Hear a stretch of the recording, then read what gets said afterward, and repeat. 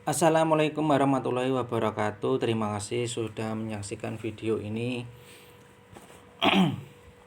Jadi pada kesempatan kali ini saya akan menjelaskan mengenai hukum seorang musafir sebelum sampai tempat yang dituju melakukan sholat jamak qashar. Jadi seseorang, yaitu mungkin perantau ya biasanya, ataupun orang yang sedang bepergian ziarah wali, ataupun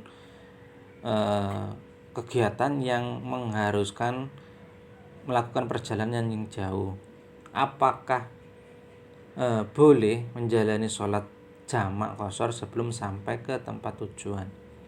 Soal apakah musafir orang yang berpergian jauh kemudian singgah di suatu tempat sebelum sampai tempat yang dimaksud masih boleh menjalankan jamak atau mengumpulkan sholat dan qashar, yaitu menyingkat sholat dalam tempat singgahnya tersebut. Jawaban, boleh jamak dan qashar asal tidak niat singgah sampai 4 hari 4 malam penuh atau selain hari datang dan berangkat. Yaitu keterangannya merujuk pada kitab Minhajul Qawim wa yantahi aidan bi wusuli maudingin nawal mustaqilul iqamata fihi mutlaqam min ghairi ta'yidin bizamani a ilam yasluh lil iqamati au nawa ayyukima fi arba'ata ayamin bilayaliha sahihatan ay ghaira yaumaz zuhuli wal khuruj. Dan selesai pula atau suatu perjalanan dengan sampainya pada suatu tempat yang diniati oleh seorang mustaqil, orang yang tidak diatur orang lain, bukan seperti istri dan budak, untuk bermukim secara mutlak tanpa batas waktu, walaupun tempat tersebut tidak layak untuk dihuni atau ia niat mukim selama 4 hari 4 malam penuh, yakni selain hari masuk dan hari keluarnya dari tempat tersebut. Yang kedua yaitu merujuk pada kitab Fathul Wahhab dan Futuhat Al-Wahhab. Wasalisuha qasdu mahalli maklumin ailam yu'ayinhu awalan wa ibaratu syarhi wahtaraza biqaulihi awalan anil dawami wala istaratu fihi hatta unnawa masyafata qasrin summa ba'da mufarraqatihil mahala alladhi yasiru bi musyafiran nawa annahu yarji'u in wajada gharadahu au yuqimu fi tariqihi walau bimahali qaribin arba'ata ayyamin fa innahu yatarakhasu ila wujudi gharadihi au dulihi dalikal mahala in aiqadi sababi ruhsatin fi haqqihi fayakun hukmuhu mustamira illa wujudi ma ghaira niyata ilaihi. Syarat yaitu sholat jamak qashar. Yang ketiga adalah di awal perjalanan menuju tempat yang telah diketahui walaupun belum ditentukan. Dan yaitu salah satu redaksi yaitu dalam kitab Syarah Al-Ramli dengan ungkapan di awal perjalanannya, dan Nawawi mengecualikan setelah awal perjalanan, maka hal itu tidak disyaratkan. Sehingga bila ia berniat melakukan perjalanan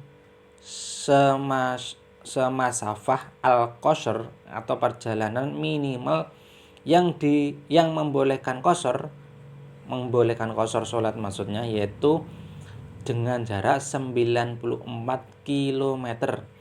Lalu setelah melewati tempat yang membuatnya berstatus musafir, ia berniat akan pulang. Bila telah memperoleh tujuannya atau bermukim di tengah perjalanannya meskipun di dekat atau tempat asal perpergiannya, selama 4 hari dan 4 malam, maka ia tetap mendapat rukhsah. Rukhsah ini adalah keringanan sampai menemukan tujuannya atau sampai masuknya ke tempat asal ia bepergian. Karena perkara yang menjadi sebab rukhsah, yaitu meringankan, telah ada baginya, maka hukum tersebut tetap berlaku sampai ia merubah niat bepergiannya. Kemudian rujukan yang ketiga yaitu dalam kitab Wiyatul Murtasijin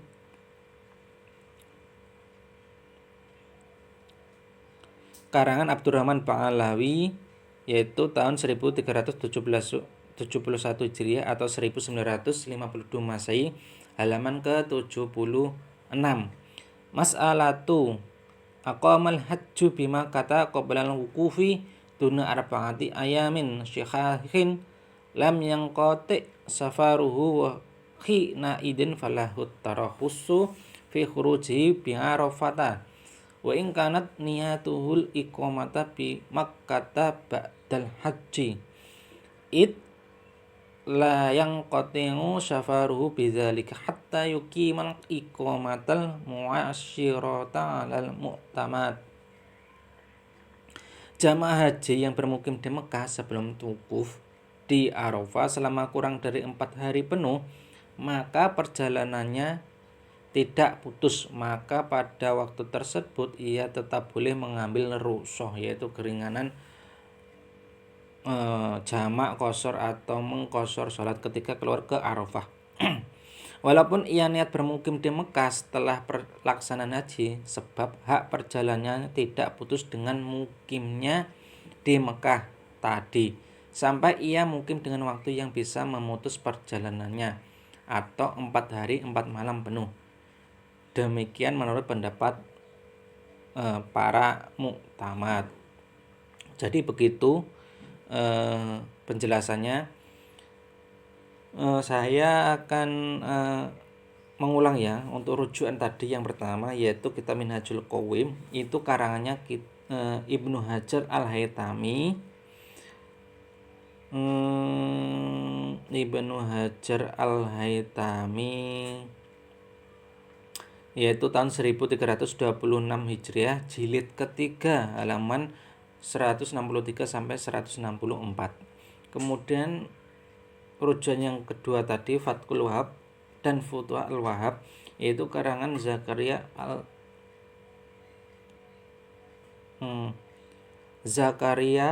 Al-Ansori dan Sulaiman Al-Jamal, yaitu jilid ke-1 halaman 601. Terima kasih sudah menonton, kurang lebihnya mohon maaf. Assalamualaikum warahmatullahi wabarakatuh.